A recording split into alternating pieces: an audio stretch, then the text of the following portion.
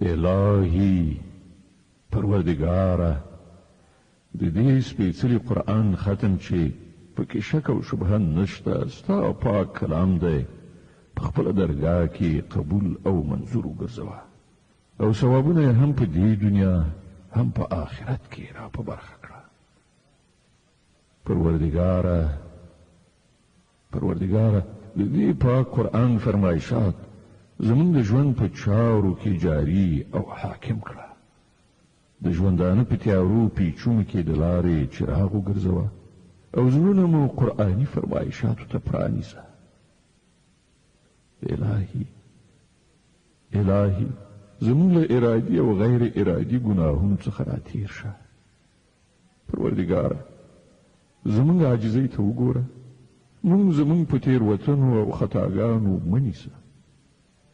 پروردګاره الهي زمونږ زړونه له کینې، حسادت، بدبینۍ، د دنیا له حرص څخه وژغوره.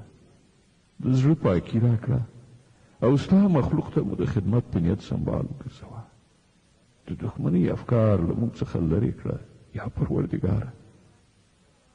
الهي موږ ته د هغه څه توان په برخه کړه چې ستا په لاره کې سرښندنه او هڅه وکړو او هغه چې زمونږ په انساني توان کې دي ستا د فرمان سره سمې ستا په دربار کې سرته ورسو.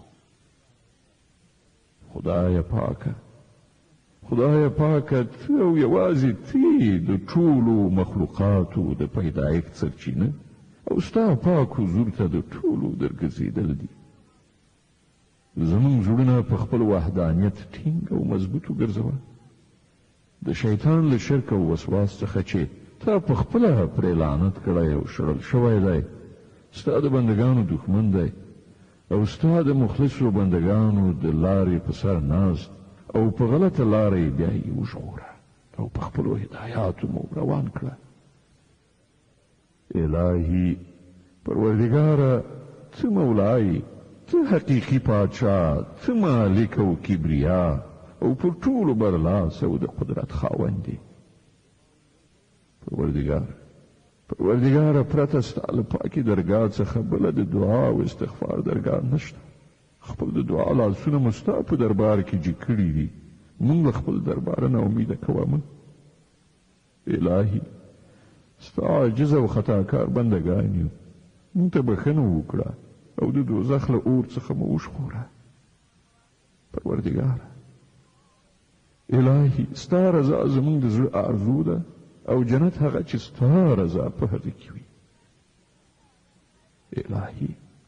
الهي له خپل لطف او رحمت څخه مو بې برخې کوه مه. د دې دنیا او آخرت کې ګڼې را نصیب کړه. الهي ته د حاجاتو پوره کوونکی او د مکافاتو او کرامت یوازینۍ سرچینې زموږ محتاجانو شرعي غوښتنې پوره کړه.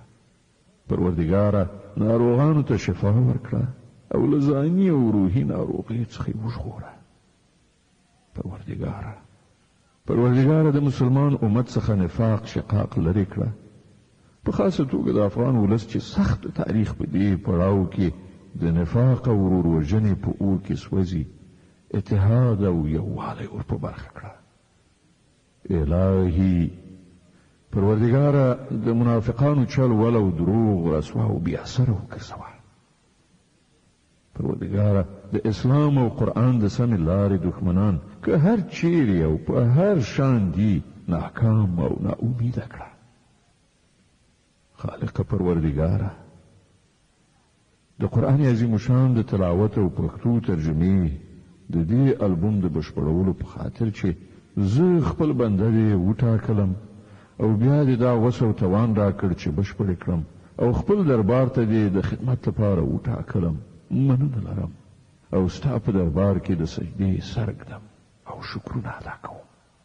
پروردګاره ستا په لاره کې زما دا خدمت په خپل دربار کې قبول او منظور وګرځوه او په حسناتو کې حساب کړه.